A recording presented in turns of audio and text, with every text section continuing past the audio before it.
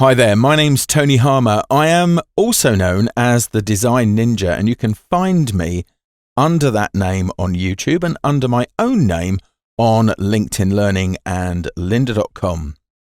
What I'm going to be showing you in this video is a whole bunch of different tips across some projects that you can use to accelerate your workflows. And I'm going to begin by actually assigning a keyboard shortcut to something, and I'm going to show you what that is. I'm going to assign a keyboard shortcut to creating a smart object, because you can find it here in the Layers panel menu. You can also find it in the Layer menu here. It has no shortcut by default.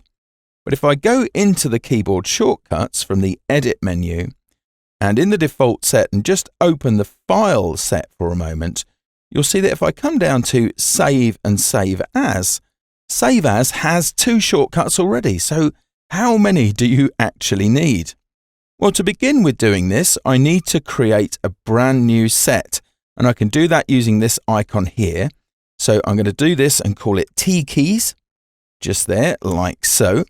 Okay, now I can start to edit that set. So I'm going to go back up to the menu selections here, down to Layer, and then scroll down. It's quite a little way down until I see Smart Objects. And then when I see that, I can go ahead and add a shortcut for it. So here we are, Convert to Smart Object. I'll click in this area here. Now I'm going to assign Option Command S. That would be Alt Command S, of course, on Windows. It tells me there's a conflict. Okay, but that's just fine. I'm going to accept that. And now just save my set. So I just need to update that by clicking this icon, and I'm ready to go. You'll now see if I go to the Layer menu here and Smart Objects, then it now has a keyboard shortcut. So I'm going to use it here on this layer. This is an Illustrator layer here. Okay, and I'll use my shortcut to make it into a smart object, because what I want to do is make this a lot more chalk-like. So I'm going to begin by actually bringing in some texture to texture up the background just here. So to do that, I'm going to place another Photoshop file. And the reason I place it is because if I want to change my mind later and replace it with a different file, then I can. If I go to the File menu now and choose Place Linked, what I'm going to do is go out to my Design Cuts files just here. Okay, and in there, I've got some fabulous textures, these Hyde Park fine art textures here. And I think if I just view these as icons just for a moment so I can see them, that to me, if I just preview the file, looks ideal for a chalkboard. So I'm going to bring that in. So the file comes in, then I'm going to use the fields in the control strip at the top or options bar to rotate that by 90 degrees. And then hovering over the H of height or the W of width, you'll see I get my favorite icon, Stapler Accident Finger. And I can press down there and then just drag to the right to quickly scale that up like so. And then hit the tick to apply that transform. I'll bring that down in the layer stack underneath the chalk just here. And what I'm going to do then, of course, is blend that down. So I think I'm going to choose Overlay just here, so I get the lights and the darks there, and I think that's looking so much better. The other thing I guess I could do here to make it slightly more blackboard-like is to add another layer to maybe make that more grayscale if I wanted to. So I'll add an adjustment. I'll go for hue saturation here, and then just drop the saturation down. Okay, like so, and make sure I'm clipping this just to the layer beneath. Perfect. Now I've got that, what I'm going to do is select all three of those and use Command G or Control G to group those. Okay, and I'll just call those board down there. I like groups because they're handy. You can lock them all at once. And now to get to work on this chalk layer smart object. So what I'm going to do, first of all, is I'm going to blur this. So if I go up to the filter menu, like so, come down to blur, and then choose Gaussian blur. And I'm actually going to go way big on the blur just here. So I'm going to go, let's try that around 30, maybe just a little bit more, just there like so. Maybe back that off just a shade. Yep, I think that's just about right. Now, something I can do with this and with this actual smart filter is change the way that it is blending. So I'm going to double click on these sliders just here and change the blend mode of this to screen, and it will behave slightly different. You can see that I've got the crispness of the original letters outlines, but with this faint blur around the outside. And I think that works pretty well like that. Then I'm going to go ahead and add another filter to it. So I'm going to go up to the filter menu, come down to the pixelate menu just here, and then I'm going to choose Tint here like so. Okay, and for this I want them to be quite large, so I think I'm going to go with grainy dots there like so, and hit OK. I just want to kind of tune that down a bit, so I'm going to leave it at normal blending here just for the effect. Okay, but just bring this down just a shade, just to back it off. So let's go down to about halfway. Yeah, maybe just a bit more. And that's the way I kind of do things really, is I go in halves. I go from 100 down to 50, and then if that's not enough, I can go up to 75, and if it's too much, I can go down to 25, and so on. It's just a nice, easy way to methodically work your way into that. So there you go. You've now learned how you can blend layer effects. You'll see here I'm working just on this one layer. However, the job there isn't quite complete. What I need to do is to get some texture into this layer. So I'm going to add a layer mask like so. Okay, and then I'm going to work in the layer mask in just a second to add the texture. First of all, I'm going to find the texture I want. So I'm going to open from my files here. I'm going to use another one of these Fab Hyde Park textures there. Okay, once I've got that open, I'm going to just rotate this around, okay, just a bit. So I'll just do image, rotate 90 degrees clockwise. I'm going to select everything there. So Command A, Control A, and copy. Then I will close that file up. I don't need to save it. And then to work on the mask. Now, you know that if you paste, you're going to end up with a new layer. But if I hold down the Option key and click on the mask, then it opens the mask like so. And then I can paste this in, and I can move this around, okay, as much as I want to get exactly the effect I'm after. And I think something like that will be just fine. Okay, then I'll just click back on the regular layer, and now you can see that text works pretty well there. Now, if I wanted to tune that, again, I could go back into the layer mask just here, and there's nothing to stop me using a levels adjustment here. So Command L, Control L to do that, and then tune that, maybe make that slightly lighter or darker for more contrast, depending. But as it is, I think that's a really good texture. So the next thing I need in here is another file. So I'm going to go ahead and drop this into my board group there, because I think the board is just fine. And then I'll place another linked object. And in my files here, I have this hipster dude there. So I'm going to go ahead and just use my stapler accident finger behavior just here to scale that up a bit like so, and hit the tick to apply it. Then I'm going to use the select subject command just here, so that the AI inside Photoshop analyzes the image here and creates a selection. Once it's got that, I'm going to add a mask like so. Now, obviously, there's some work that needs to be done on this mask. Let's bring this down into place. So then what I'm going to do is target the mask, and in the properties panel here, choose select and mask to go into that workspace. Let's zoom in just a bit to deal with this hair. Now, first of all, I'll turn on smart radius here and give select and mask an area to analyze. Around 1 pixel or 2 would be just fine, I think. For this, that's pretty good. Don't want it to go too far. Then I'll switch to my refine edge brush if it's not already selected. And as I'm working on a mask, I'm going to work in the dark area of the mask, and I can change the transparency here if it helps me to actually see that content more clearly.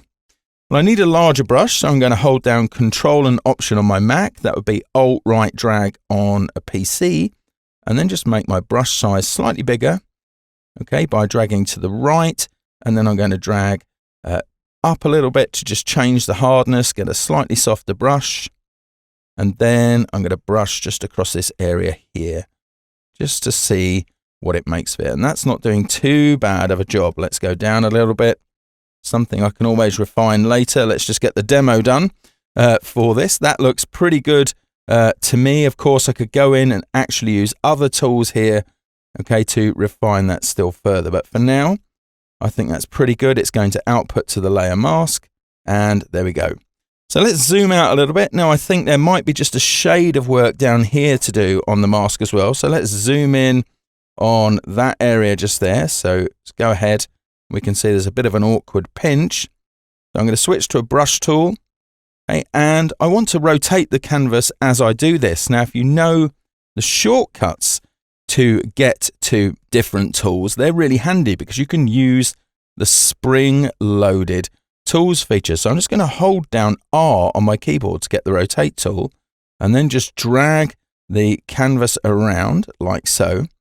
I'll then release my trackpad or mouse and release the R key, and I'm straight back into the brush.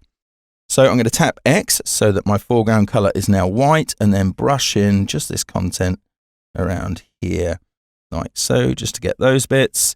Then tap X, change my brush size slightly, okay, and then just go and clean up these edges. And of course I could work around and do that for the whole image. Just want to rotate this again, so I'm going to hold down R, bring that around this way, space bar here to come along and edit, just so it makes a more natural direction for me to work in. There we go. And that just needs a shade more work just up here, again, just to fill this in. Nice. There we go. That will do. I'm going to hold down R and tap Reset View, then release R, and again, I'm back to my brush tool. And one more thing I need to do here as well is I actually need to go ahead and export both of these as separate objects. So I need to be able to export the board as a separate object and the hipster dude as a separate object. Well, what I'm going to do is in the layers panel, I'm actually just going to go ahead and group the hipster dude on its own. Okay, and I'll just call this hipster here like so. Okay, and then I'm going to select both of those groups. I'll then right click and choose export as. Okay, and what this will do is it'll export both of those as different objects. Now the hipster, I need to also create a second rendering of that. So if I just tap the plus just here, and this one needs to be half size because it's going to be used in an app. The background JPEG is just fine. So I'll just collect that one there and turn this to a JPEG. And once I've done, I export, and it will export all of those things in one go. So there you are, a whole bunch of different things there for you to work with. So in this file, I want to add some areas of interest. I've got this whole car rendering up here and the foreground rendered there and a background. What I'm going to do is bring in another layer. So File and then Place Linked, because that way I can always change my mind afterwards. So I'm going to bring in this depth map that I've created, essentially just a grayscale map with some brush strokes on it, some straight lines and so on, because I'm going to turn this into a depth map, and that will allow me to create a plane. Okay, light colors are high, dark colors are low. I'm going to go to the 3D menu here, come down to New Mesh from Layer and choose Depth Map to Plane. And then it will start creating a 3D object from this plane. I'm just going to switch workspaces here so that you can see everything going on. And with my Move tool, that's the only tool I need to work with in 3D. I'm going to click on that new depth map here and rotate that around like so. Now I want to go to around about 90 degrees there. Would make perfect sense to me. So, but it only needs to be close, not not bang on, so we'll go with about that, so 94. Then I'm going to go to this widget in the center here, which allows me to scale this uniformly. So I'll just drag upwards like so, just to scale that. And then I'm going to use the other widgets here to reposition this in 3D space. So I'll just bring this up like so, just there. There we are. That's much more effective, I think. So let's just go ahead and bring that round just a bit more too. I think that's perfect.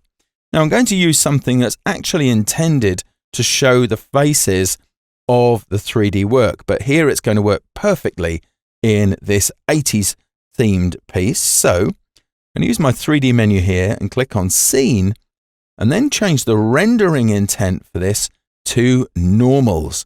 Okay, now again, I'm using this in a way that it's not really meant to be used in, but I think it works just fine like that. Back to my layers here, and I'm going to add an adjustment layer. At this point, I can actually switch out and go back to my regular workspace because I don't really need the 3D aspects anymore. I'm going to add an adjustment. I'm going to add a gradient map just here. And I actually need something from the old legacy files. Now to get those, okay, because I'm in 2020, what I do is go to the window menu and come down and choose my gradients panel here. And then I can bring in the legacy gradients, and you can see they're now added there like so.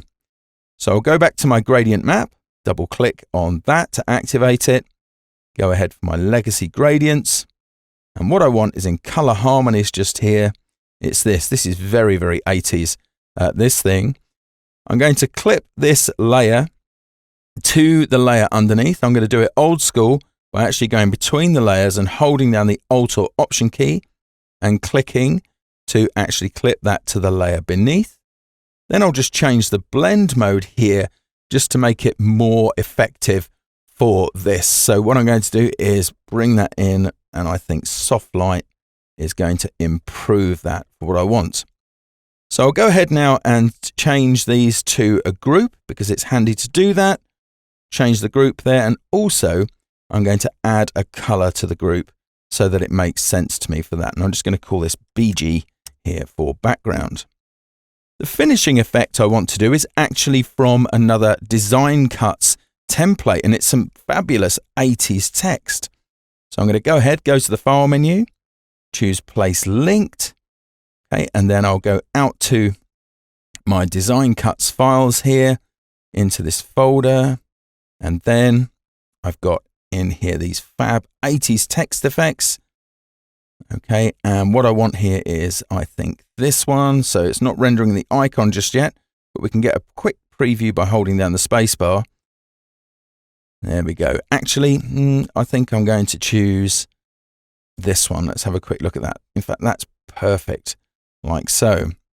So the file comes in, I can place that. Now I'm going to drop it just here. Okay, I'm going to scale that up again using my friend's stapler accident finger because it makes it really quick. There we go. And then I'm going to edit the position, and that's fine.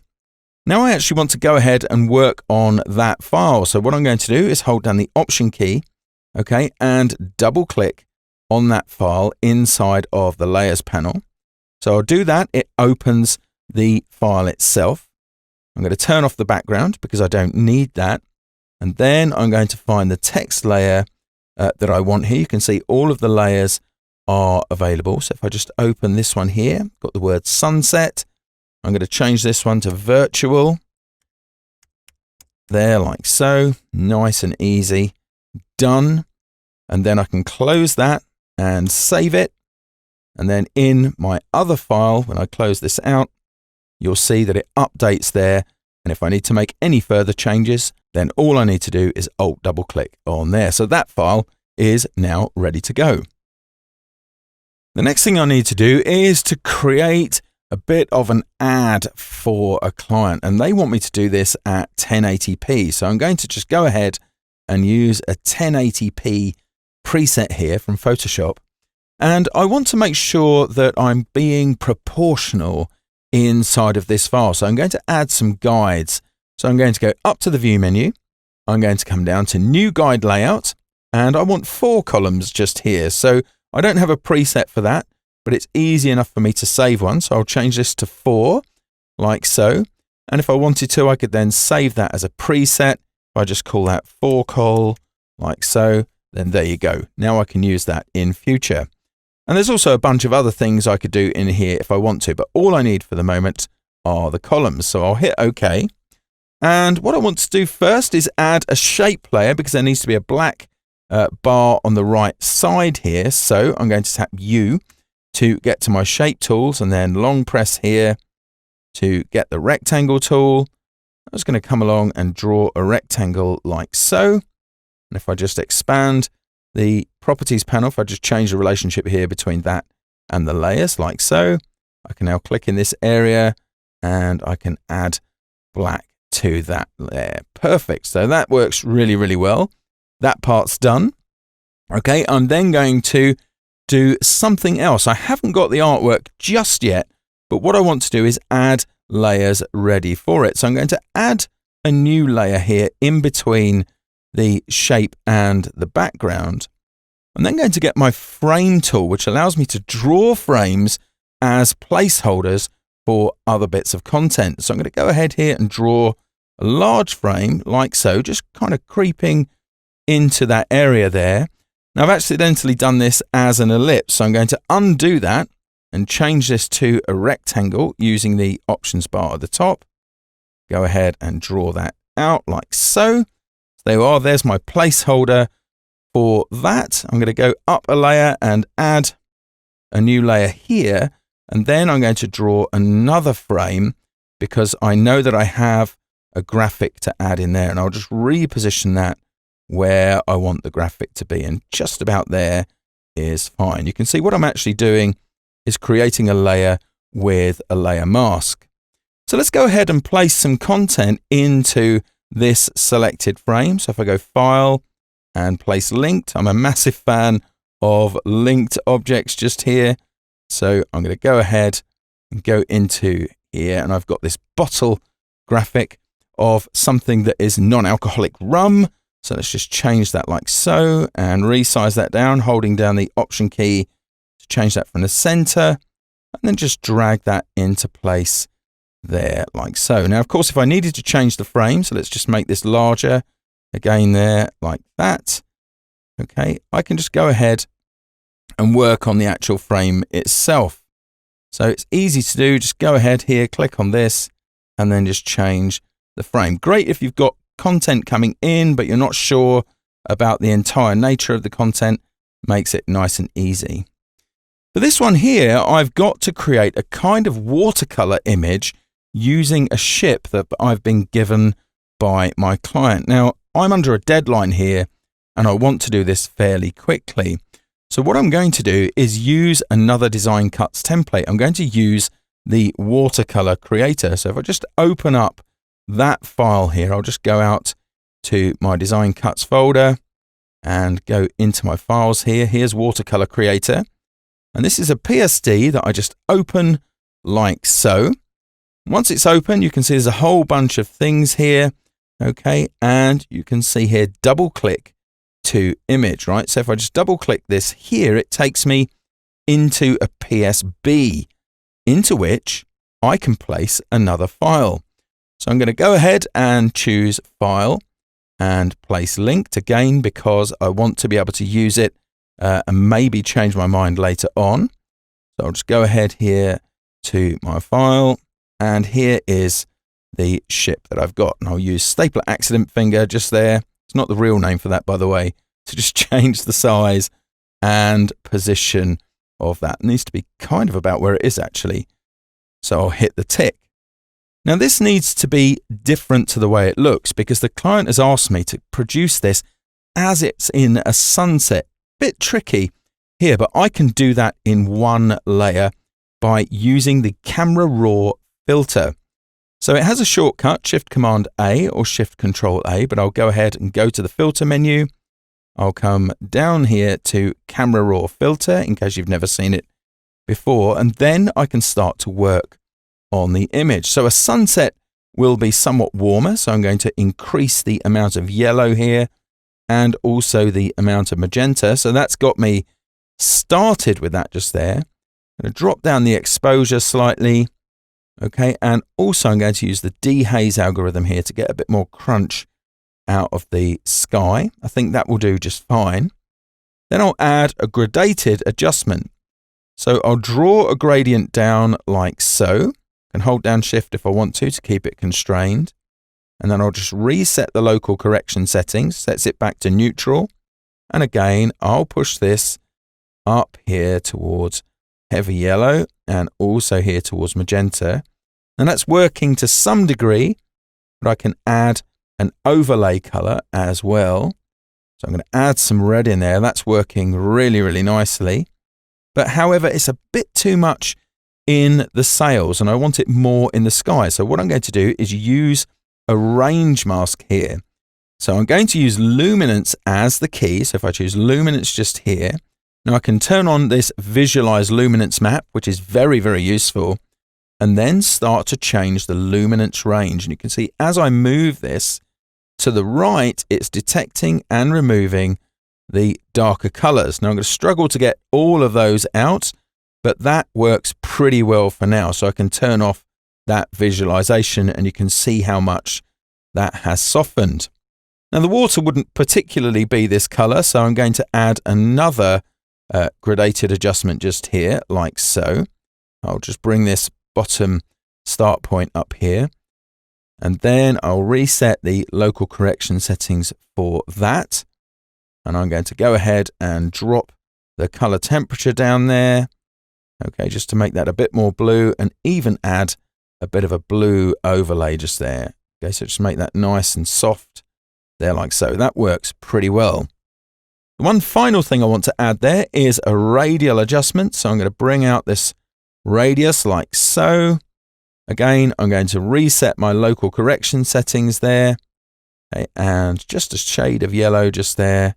Make sure that this is working just on the inside of the shape. And let's just increase the exposure. There we go. We're getting a nice hit in those sails now. Look at that. Really lovely. I can hit OK. Because this is a smart object as a placed linked object, I can just double click here at any point to go back in and make further adjustments on those if required. So let me just cancel out of that because I've done what I need to do here. Next thing I'm going to add, just to soften this out a bit, is an oil paint filter. So stylize and oil paint. I've made sure that I've got lighting turned off, and then I'll increase the amount of stylization here. You can see how that's changing the water there if I click on it. Okay, the cleanliness, I could even go further on that and just make it so that it's not quite, or so that it's very, very clean rather on the brush strokes. And I can change the scale of those as well if I want to, and even the amount of detail from the bristles if I like. Now again, because this is on a smart object, I can feel quite free in doing that to change it as much as I want.